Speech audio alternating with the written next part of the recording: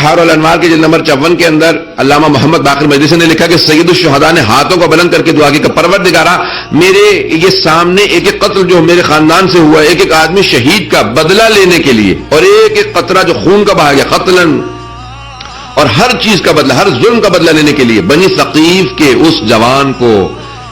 مسلط کر دے، پروردگارا حکومت دے دے، عطا کر دے کہ جو ہمارے سارے بدلے لے۔ تو جناب مختار جب بچپنے میں چھوٹے تھے، اور خود اب ایک پوری بحث ہے کہ اہل سنت کے مورخین نے لکھا کہ جب ان کی شہادت ہوئی ہے تو 63 برس کے تھے، بعض نے لکھا 63 تھے، اور بعض نے لکھا 67 تھے۔ اب زیادہ علماء نے بحث کیا کہ ظاہراً 67 تھے، پہلی ہجری میں ان کی ولادت ہوئی اور 67 ہجری میں 67 ہجری میں ان کی شہادت ہوئی ہے۔ تو کچھ نے لکھا کہ نہیں، یہ والی روایت زیادہ صحیح، ہمارے علماء نے بحث کی ہے کہ یہ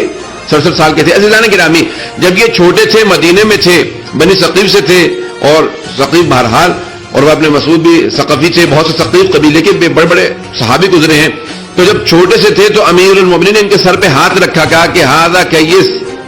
ایھا الکیس، اے سمجھدار، اے بصیرت رکھنے والے، اے سوجھ بوجھ رکھنے، حکمت رکھنے والے، اے بصیرت، اے فراست رکھنے والے۔ امیر المومنین کا یہ کہنا کہ سمجھدار انسان، تو عزیزان گرامی بچپن میں ان کے سر پہ ہاتھ رکھنا۔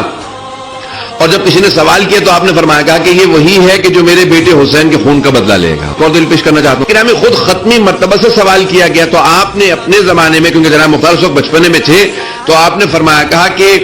ایک عنقریب وقت آئے گا کہ جہاں میرے نواسے حسین کو شہید کر دیا جائے گا، اور بنی ثقیف کا ایک جوان حکومت میں آئے گا جو میرے نواسے کے سارے ظلموں کا بدلہ لے گا۔ کہا کہ میں روز قیامت کو شفاعت دوں گا۔ عزیزان گرامی، ختمی مرتبت کے یہ جملے جناب مختار کی تائید میں ہیں، مذمت میں نہیں ہے۔ حضرت امام زین العابدین علیہ السلام کے صاحبزادے فرماتے ہیں، کہتے ہیں کہ جناب مختار نے 20,000 دینار میرے بابا کو ہدیے کے طور پہ بھیجے۔ کہ میرے بابا نے ان پیسوں سے وہ جو بنی ہاشم کے مکان گر چکے تھے ان سارے مکانوں کی تعمیرات کروائی، اور پھر بنی ہاشم کو وہ مکان ان کے واپس لوٹا دیے۔ کہ وہ جو سادات اور جو بنی ہاشم کے دوسرے مؤمنین تھے ان سب کے مکانوں کی تعمیر کروائی۔ عزیزان گرامی، امام معصوم کبھی بھی غصبی اور ناجائز پیسے سے کسی کی مدد نہیں کرتے۔ گرامی، امام سجاد علیہ السلام کا اس ہدیے کا قبول کرنا اور پھر ان سے سادات کے مکانوں کی تعمیر کروانا، یہ جناب مختار کی مدح میں آتا ہے، ان کی مذمت میں نہیں آتا۔ ہم ان ائمہ اہل بیت علیہ السلام کے ماننے والے ہیں کہ جن کے پاس اگر کسی نے خمس کے پیسے بھی غصبی پیسوں سے بھیجے تو امام نے کہا یہ واپس کر دینا، قبول نہیں ہے۔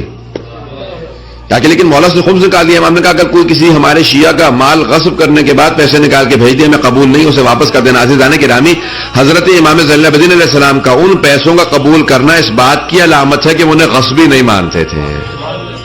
پہنچے امام محمد باقر علیہ السلام کی دعا، کبھی اپنے محسنوں کو دشمن نہ سمجھیں، دشمنوں کو محسن نہ سمجھیں۔ شیعہ اسے کہا جاتا ہے کہ جو 1400 سال بعد بھی آنے کے بعد آج بھی یہ جانتا ہے کہ علی حق پہ تھے، جو ان کے مقابلے میں تھے غلط تھے۔ آئیں ذرا 5ویں امام کی دعا کا جملہ ہے۔ مولا فرماتے ہیں کہ خدا رحمت نازل کرے مختار پہ کہ جب اللہ نے اس کو عطا کیا، جب وہ حکومت میں آیا، 17.5 مہینے حکومت میں رہے، 17.5 مہینے، 1.5 سال پورے نہیں ہوئے، کہ جب وہ حکومت میں آئے تو انہوں نے اپنی دولت کو اہل بیت سے دور نہیں رکھا، بلکہ جو چاہتے تھے قربان کرتے تھے اہل بیت میں،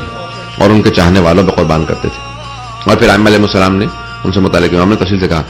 کہ یہاں تک کہ کب کہا یہ؟ جب جناب مختار کا بیٹا امام باقر علیہ السلام کی خدمت میں ملنے کے لیے آیا، اور امام نے سر پہ ہاتھ رکھے پیار کیا، اور امام نے کہا کہ تمہارے بابا وہ ہیں کہ جو کئی ہمارے خاندان میں جو مہر ادا کیے گئے ہیں وہ تمہارے بابا نے بھیجے تھے۔ ائمہ علیہ السلام غصبی 1 درہم قبول